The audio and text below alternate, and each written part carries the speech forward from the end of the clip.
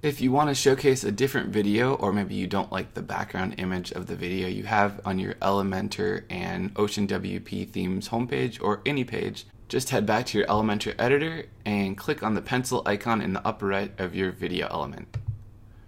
Now all you need to do is replace the link. What I like doing is cutting that link out of there and putting it in a different tab so that we can save it if we want to put it right back in. Now just find a new video you'd rather use, copy the link from YouTube or Vimeo, and go ahead and pop that right in your Elementor.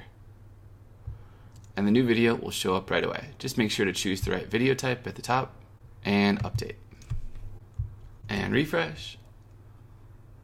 And voila. You've now learned how to embed a new video in OceanWP and Elementor. This could be about your site or your team or an ad for your business, or maybe we just like the background image on the video itself that fits with our current background image. Either way, looking good.